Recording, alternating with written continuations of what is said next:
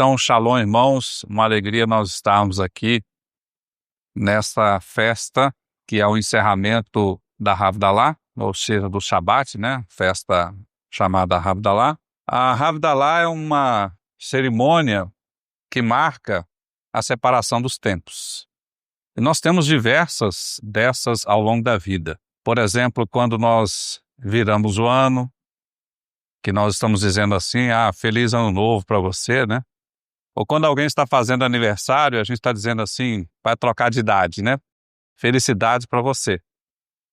Então, nessas oportunidades em que há as viradas de tempo, nós nos cumprimentamos e muitas vezes recebemos cumprimentos até de pessoas que sabidamente não gostam da gente, e nós também cumprimentamos pessoas que sabidamente nós não gostamos. É uma coisa meio curiosa, mas isso acontece. E nessa Havdalah, nós estamos fazendo aqui uma separação do tempo entre o santo e o profano, as vésperas, né, de uma outra festa, de uma outra marcação do tempo, porque amanhã nós vamos ter a festa de Shavuot, né? Quando nós teremos aí, portanto, Pentecostes. Ou seja, um momento muito importante. Mas por que será que nós fazemos isso? Nós temos esses momentos em que nós chegamos nas pessoas e cumprimentamos as pessoas, falamos para elas assim, felicidades, ou dizemos saúde, ou dizemos paz para você, e que tudo vá bem na sua vida, mesmo aqueles que nós não gostamos. Essa é uma coisa extremamente icônica, engraçada que acontece com você, comigo, com todos nós, né? Nós passamos por isso. O fato é que muitas vezes nós estamos desejando isso para as pessoas, e as pessoas também estão desejando isso para nós, mas muitas e muitas vezes as pessoas no seu interior estão destruídas, tristonhas, cabisbaixas, chateadas, mas estão fazendo de conta que haverá felicidade, que estamos desejando essa felicidade. Há uma série de pesquisas feitas sobre isso que nos dá a entender o porquê nós vivemos isso, mas a própria palavra do Senhor nos dá algumas pistas de momentos assim. Lá em Mateus, Matitiá, nosso Senhor se encontrou com algumas pessoas que estavam vivendo essa espécie de falsidade. E olha a palavra que ele disse para eles. Chamou essas pessoas de raça de víboras. Como vocês podem, que são maus, dizer coisas boas? Ou como quer dizer, né? Como vocês podem, vivendo uma vida tão má, vivendo uma vida de tanta falsidade, de desejar tanto mal aos outros, da boca para fora dizer coisas boas? É isso que ele está dizendo, né? Porque a boca fala do que o coração está cheio. Quando há falsidade, há alguma coisa estranha nessa brincadeira. Portanto, de acordo com as pesquisas, principalmente comportamentais e da psicologia, uma questão essencial, que tem a ver com o desejo. Porque muitas vezes nós estamos falando para o outro aquilo que desejamos para nós. Ou seja, quando a gente está falando assim, felicidades para você, viu, no seu aniversário, nós estamos falando assim, eu queria ser tão feliz como você, né? Ou quando nós estamos desejando ou falando mal do outro, de uma coisa sabidamente que o outro é bom ou está fazendo bem, nós estamos dizendo assim, eu queria ser tão bom como você, né? As pesquisas, elas nos mostram isso de uma maneira clara. Porque agimos muitas vezes de maneira falsa. Questão número 1, de acordo com as pesquisas científicas. Agimos assim porque nós, de alguma forma, percebemos que precisamos dos outros na nossa convivência, e ao precisar dos outros nas nossas convivências, então nós arrumamos um jeitinho de selar a paz, mesmo que seja falso. A segunda questão é que, de uma certa forma, ao fazermos isso, e veja aqui embaixo, aqui nos slides, eu estou colocando as citações das pesquisas científicas, ou seja, se você quiser conhecer essas pesquisas profundamente, você pode pegar essas citações e dar uma olhadinha, dar uma aprofundada. Você vai ver que, de uma maneira geral, a pessoa que não procura fazer isso, ela vai ter uma certa dificuldade com a sua saúde mental. E por que isso acontece? Porque, de certa forma, desejar o bem para aquele que você está assim meio que de mal com essa pessoa, é o mesmo que você olhar para si e falar assim: eu estou perdoando você, eu estou me perdoando. E então, eu tenho saúde mental nessa atitude. Terceiro aspecto que as pesquisas mostram: eu quero ser feliz, não quero viver uma guerra eterna. Então, de certa forma, ao semear a paz, meio que joguei assim um pouquinho de água fria nessas lutas, e aí então, de uma maneira geral, eu um pouco alcanço a felicidade.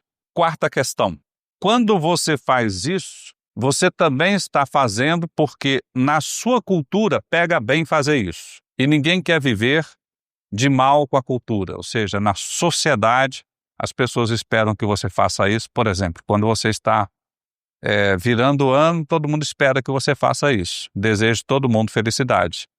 As pessoas esperam, é a cultura local, né? Então você se comportando com a cultura local, você estará sendo aceito pela sociedade. O fato, por fim, é que uma pessoa que faz isso renova a sua esperança e aumenta o seu otimismo, coisa importante para você viver. Não dá para viver constantemente sendo pessimista, julgador, maltratador.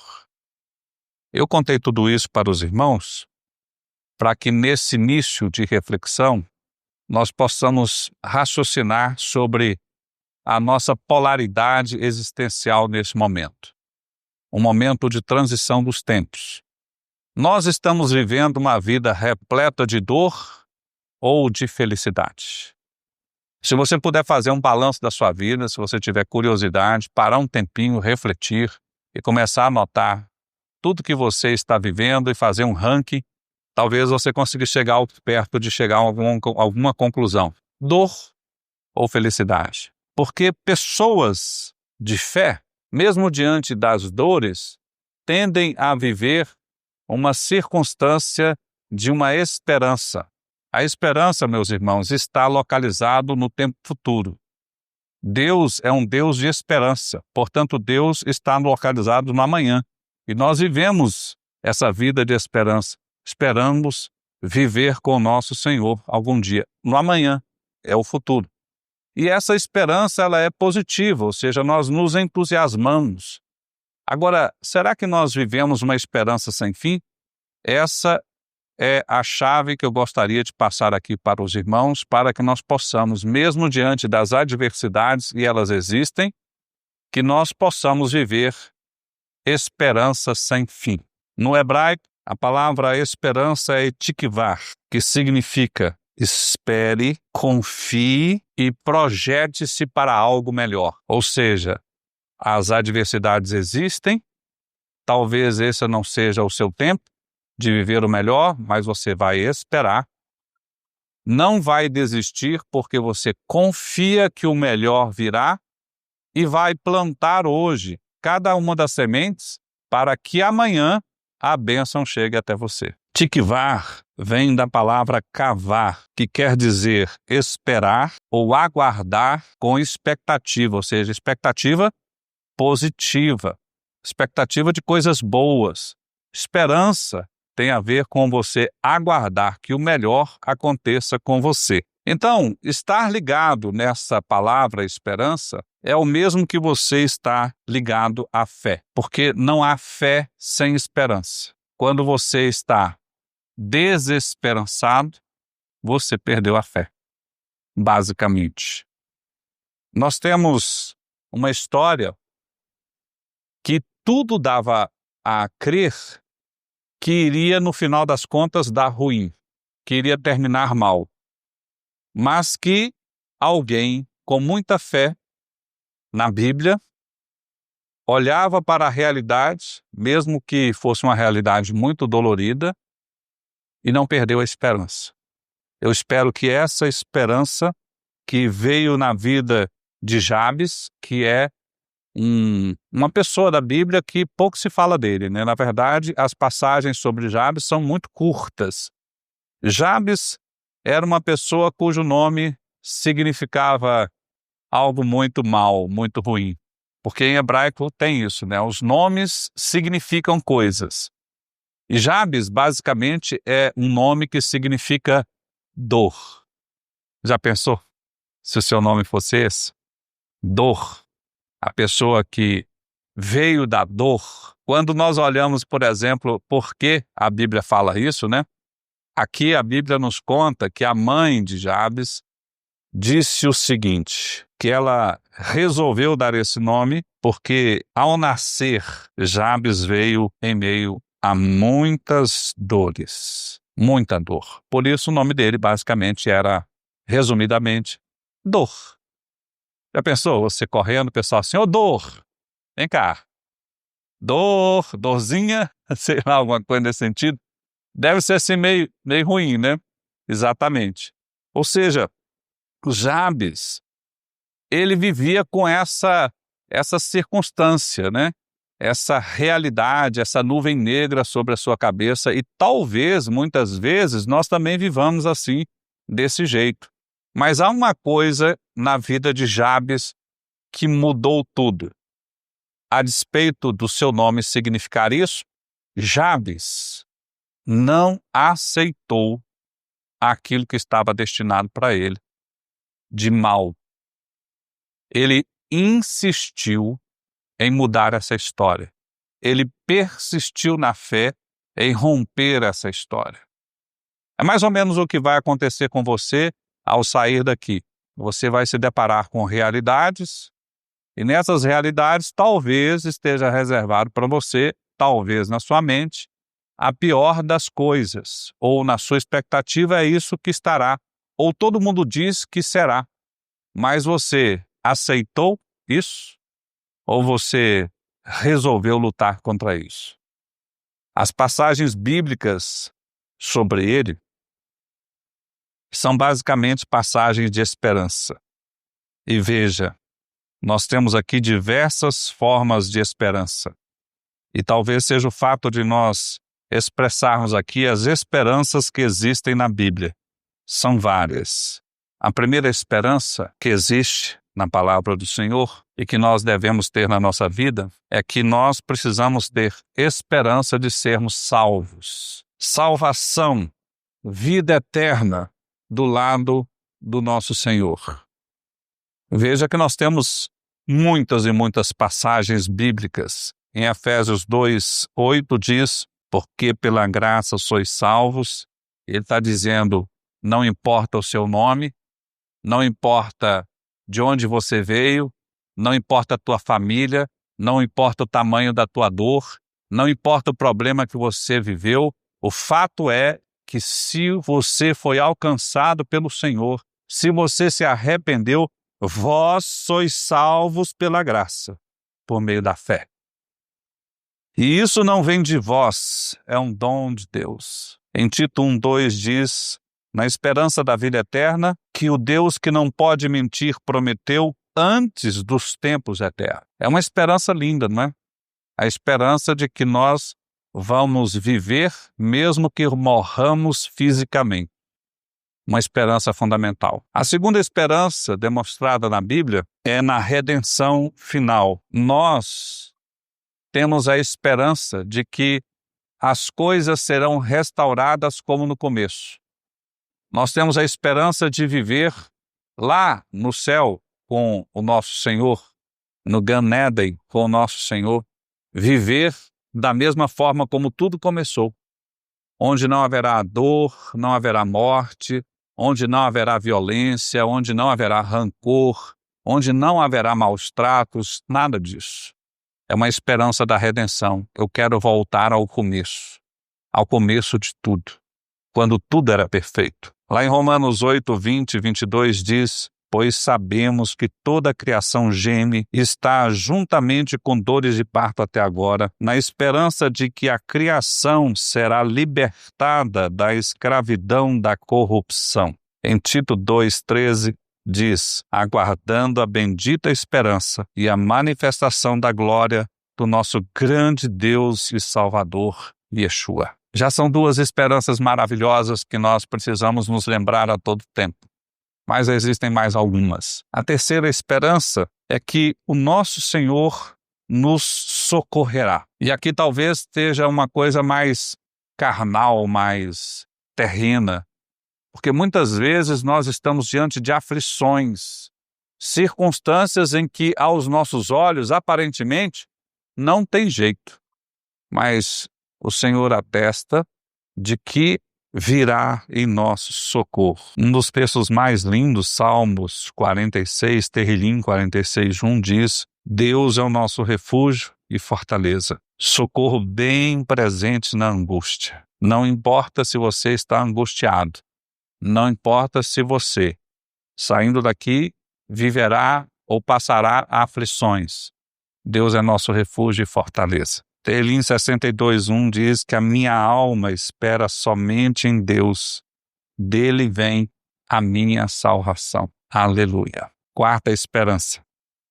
Esperança de que, ainda que morramos, ressuscitaremos. Esperança de que os nossos amados que morreram no Senhor, veremos novamente, porque eles ressuscitarão. Aqueles que sentimos falta, dor da alma, aquele que sentimos muitas vezes, aquela dor de nunca mais estarmos vendo, nós temos a esperança de vê-los novamente lá com nosso Senhor. Em 1 Tessalonicenses 4,14 diz: porque se cremos que Yeshua morreu e ressuscitou, assim também Deus trará com Yeshua os que dormiram nele. João 11:25 diz: eu sou a ressurreição e a vida, quem crê em mim, ainda que morra, viverá. Verei meu Pai novamente, um dia. Há uma quinta esperança. A esperança que quem nos sustenta nesses dias que estamos passando, ou nas dores que estamos passando, não é você, meu irmão. Quem te dá a energia é o nosso Senhor. O nosso Senhor vai te capacitar, vai te dar os meios, mesmo que você olhe para si e ache que você não tem condições. A palavra do Senhor nos fala nisso de maneira muito clara. Isaías 26:4 diz: confia no Senhor perpetuamente, porque o Senhor Deus é uma rocha eterna, rocha é sustentáculo, aquilo que é a fundação de tudo. Em Salmos 62:5 diz: ó minha alma, espera silenciosa somente em Deus, pois dele vem a minha esperança. São tantas esperanças. Sexta, esperança de que o rei Yeshua voltará, porque ele assim prometeu. Ele retornará. João 14:3 diz: e quando eu for e vos preparar lugar, voltarei e vos receberei para mim mesmo. Apocalipse 22:12: eis que venho sem demora, e comigo está o galardão, um presente para você, um galardão para dar a cada um segundo as suas obras. Uma grande esperança. Esperanças que a palavra do Senhor nos atesta. A esperança está localizada no amanhã. A esperança, portanto, ela está localizada nas promessas que ainda nem se cumpriram. Mas uma vez que o Senhor, que nunca falha, disse que ocorrerão na nossa existência, eu tenho esperança de que elas ocorrerão. Porque elas ocorrerão. Porque o Senhor não mente e o Senhor não falha. A palavra diz em Jeremias 29:11, porque eu bem sei os planos que estou projetando para vós, diz o Senhor, planos de paz e não de mal, para vos dar um futuro e uma esperança. Em Hebreus 10:23 diz: seguremos firmemente a esperança da fé que professamos, pois quem prometeu é fiel, ele cumprirá. Oitava esperança. A esperança de que nesse mundo injusto haverá justiça. Pessoas aparentemente poderosas, mas mortais, fracas diante do Deus Todo-Poderoso e Justo. Ele promoverá a justiça. Haverá consequências para aquilo que fazemos e vivemos e também para aquilo que fazem contra nós. Em Mateus 5:6 diz: bem-aventurados os que têm fome e sede de justiça, porque serão lábios. Salmos 10, 17 e 18 diz: Ó Senhor, tu ouviste o desejo dos mansos, fortalecerás o coração deles e inclinarás o teu ouvido para fazer justiça. Nona esperança: haverá um novo céu e haverá uma nova terra. Esse mundo de males acabará. Esse mundo de dores não existirá para sempre.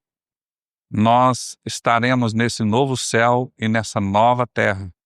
É o que a palavra do Senhor atesta. Em 2 Pedro 3,13 diz: Mas nós, segundo a sua promessa, aguardamos novos céus e nova terra em que habita a justiça. Em Apocalipse 21:4 nos diz que e Deus enxugará de seus olhos toda lágrima. Não haverá mais morte, nem pranto, nem clamor, nem dor. Essas coisas passarão.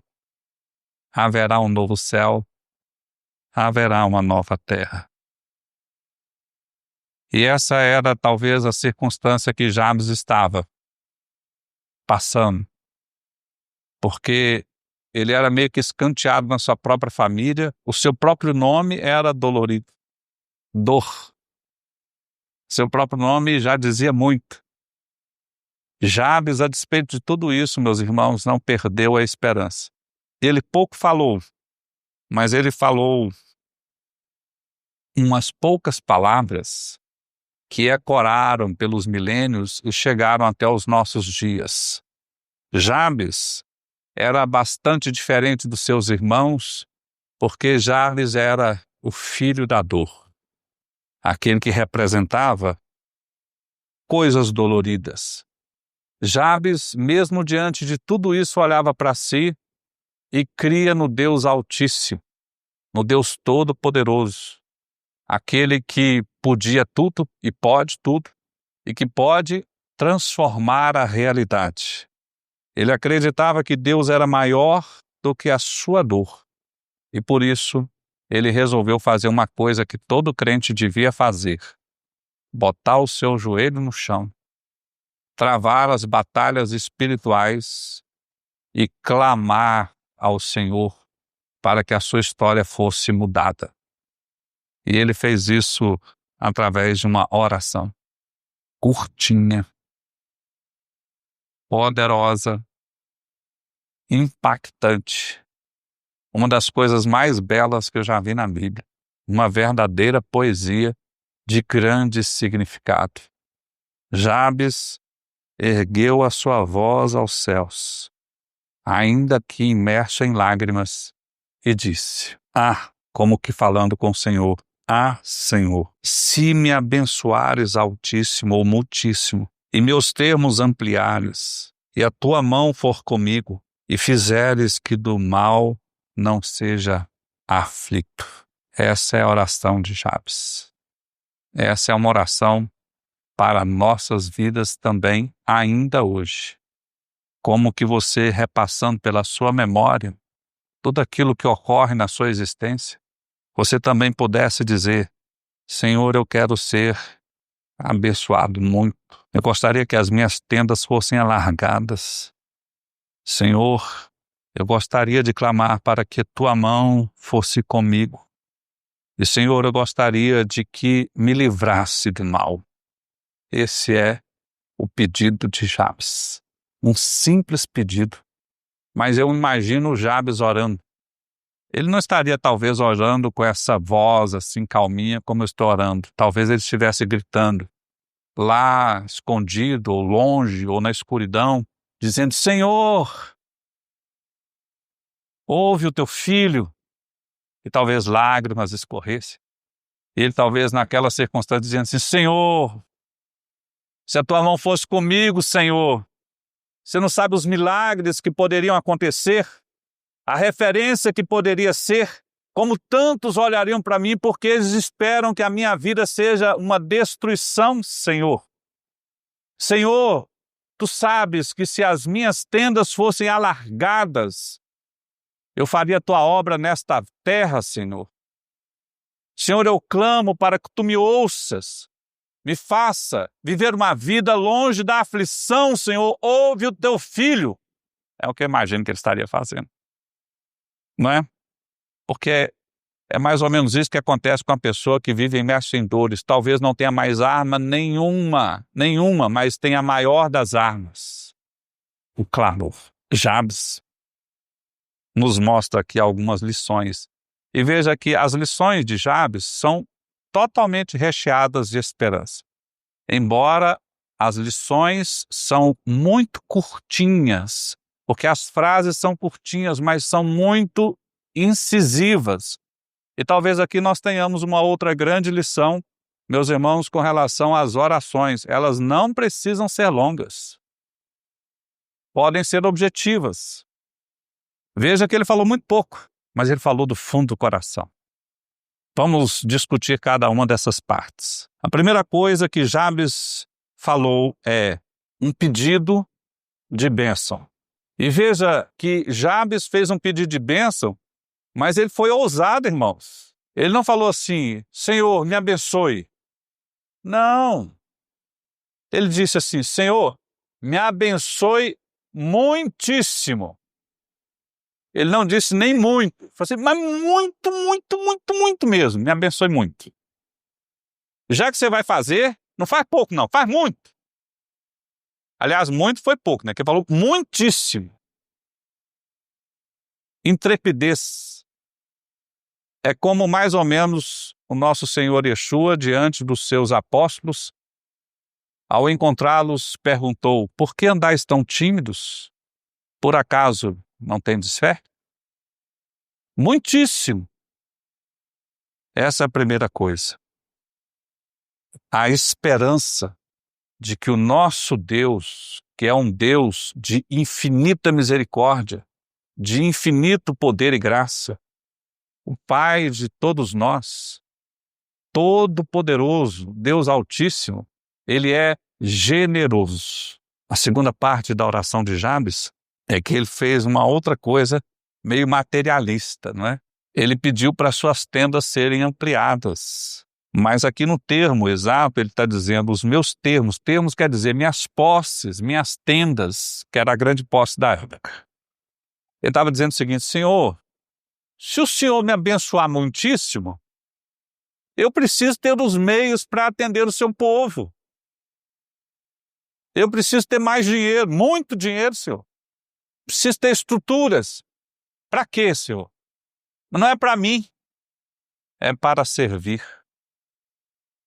Nós precisamos entender que quando o Senhor te dá coisas, Ele não te dá para você. Ele te dá para você servir mais. Se o Senhor está te abençoando muito, quer dizer que você vai servir muito. Jabes estava dizendo isso, Senhor, amplia as minhas tendas, alarga as minhas tendas. Meu irmão, eu peço ao Senhor para que Ele possa ampliar sobremaneira as suas tendas, para que essa igreja seja mais servidora, para que tantos carentes que existem nessa sociedade possam ser atendidos por filhos de Deus que estão aqui presentes ouvindo essa mensagem, para que você tenha os meios de servir e de ajudar, que você não tenha uma vida miserável. Amplia as tuas tendas, como Jabes também pediu.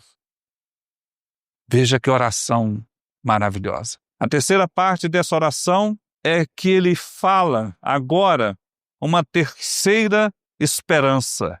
Ele diz, Senhor, se a tua mão for comigo, Senhor, caminha comigo, porque eu sei que se o Senhor caminhar comigo, não tem medo nenhum de dar errado. Senhor, caminha comigo, porque eu sei que se o Senhor caminhar comigo, haverá sabedoria em cada uma das coisas que eu fizer ou decidir. Eu sei que haverá poder em cada uma das coisas que eu fizer e também estiver envolvido. Eu sei, Senhor, que se a tua mão caminhar comigo, haverá uma outra coisa. O Senhor vai me livrar do mal. Tempos maus existirão, existem agora e existiram no passado. Mas que o Senhor te livre do mal.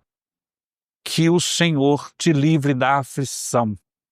que o Senhor te dê a estratégia para que você possa caminhando, se desviando e também arrumando os meios para que você possa driblar tudo isso de uma maneira que as pessoas possam dizer: como pode acontecer? Ali só pode ser filho de Deus.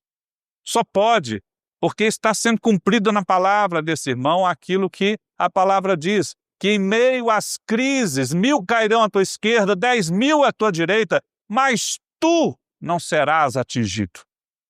É o que ele estava pedindo. Que a aflição saia da minha vida. E a oração termina com uma palavra poderosa.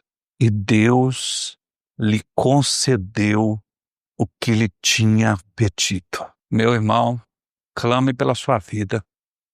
Clame pelos seus negócios. Clame pela sua família. Clame pela tua igreja. Clame pela tua caminhada espiritual e o Senhor ouvirá a tua oração. Clame com vigor. Você será ouvido. É o que a palavra nos mostra. A vida de Jabes nos mostra que o que você viveu ontem, por mais dolorido que seja, não impactará hoje e amanhã no seu futuro, na sua caminhada de fé. Porque o nosso Senhor muda a sua história. Mudará aquele que clamar e viver, se propor a viver. Não uma vida de falácias, não uma vida de faz de conta, mas uma luta de você contra você, no sentido de buscar o Senhor e viver o que o Senhor tem para te dar, se aproximando do Senhor. Uma vida de verdade, uma vida de futuro, uma vida de esperança. Além disso, a história de Jabes nos mostra uma outra grande verdade. A oração que vem do fundo do coração transforma realidades, porque o Senhor te ouve. O Senhor ouve o clamor do seu povo.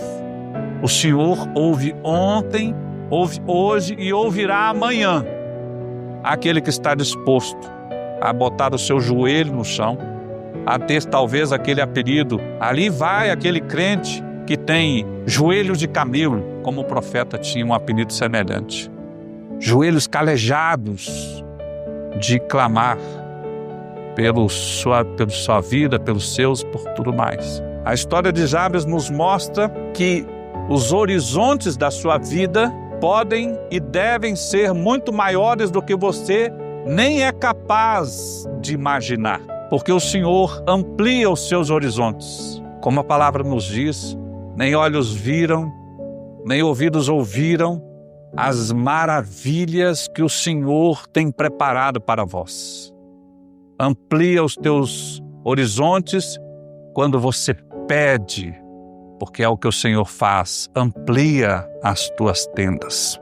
Meu querido irmão, minha querida irmã, nos tempos profanos, a quarta lição talvez seja a maior delas. A presença do Senhor é a maior das bênçãos, porque andar sozinho é escolher ser derrotado. Mas andar com a melhor companhia de todas, a companhia de Hashem, aquele que era, aquele que é e aquele que há de vir, é a companhia que realmente importa. E por fim, há uma quinta lição. Crente não tem direito de desistir da esperança. Se ainda não aconteceu, é porque ainda não acabou. Lembre-se dos motivos que você precisa clamar. Precisa insistir. Eu tive dores agora, vou desistir. De jeito nenhum. Tem que insistir, persistir, porque o Senhor tem o seu tempo e talvez não seja o nosso tempo, mas se o Senhor prometer, então realizará, porque a palavra do Senhor diz que tu e a tua casa servirão ao Senhor. A bênção, ela é grande, talvez não no tempo que você quer. Em Isaías 41:10, fechando essa mensagem, nós temos aqui a palavra do profeta nos dizendo: não temas, porque eu sou contigo. Não te assombres, Jabes. Não te assombre você que está assistindo ou ouvindo essa mensagem, porque eu sou o teu Deus. Eu te fortaleço, eu te ajudo, eu te sustento com a destra da minha justiça. Esperança. E aí, vai eu com as minhas músicas ouvindo, né? Eu gostaria de recitar aqui uma palavra de esperança para você baseada na fé. Essa famosa música que diz assim: quando todos os meus medos já não cabem mais em mim, quando o céu está de bronze e parece que é o fim. Vocês conhecem, né? Famosíssima. Diz a letra: quando o vento está revolto e o mar não quer se acalmar, quando as horas do relógio se demoram a passar. Muitas vezes eu não consigo os teus planos compreender, mas prefiro confiar que entender. Eu creio em ti, eu creio em ti, eu olho pra ti e espero em ti.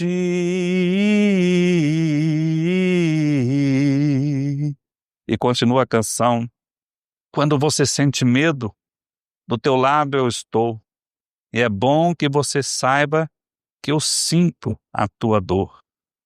Nunca, nunca se esqueça que o mar posso acalmar e que eu sei o tempo certo da vitória te entregar. Esse tempo é necessário para você amadurecer. E depois tem novidade para você. Eu cuido de ti, descansa em mim, comece a sorrir. É mais ou menos assim, né? Nós cantamos meio errado aqui essa estrofe agora, mas é isso. O que eu tenho é bem melhor, pois só eu sei do amanhã. Então receba o abraço meu, pois da tua vida cuido eu. Eu cuido de ti, eu cuido de ti, eu cuido de ti. Descansa, descansa, descansa em mim. Comece a sorrir. Parece que nos momentos mais difíceis Deus se cala, mas só quer ouvir a voz do Mestre, mas ele insiste em ficar calado. Você chora, você fala, você ora e ele se cala. Mas hoje, escuta a voz de Deus dizendo para ti, sussurrando no teu ouvido: eu cuido de ti, eu cuido de ti, descansa em mim, comece a sorrir. Meus irmãos, talvez seja a hora de nós orarmos como Jabes. Eu gostaria de pedir para você se levantar, para que nós possamos fazer essa oração. Essa não é agora a oração do Jabes. Essa é a oração sua. Essa é a oração que você talvez precisa incorporar para você. Não sei se esse é o termo a dizer assim: essa também é minha verdade. Então você vai colocar a mão no teu peito esquerdo, fechar os teus olhos e recitar comigo. Ah, se me abençoares muitíssimo e meus termos ampliares, e a tua mão for comigo, e fizeres que do mal não seja aflito.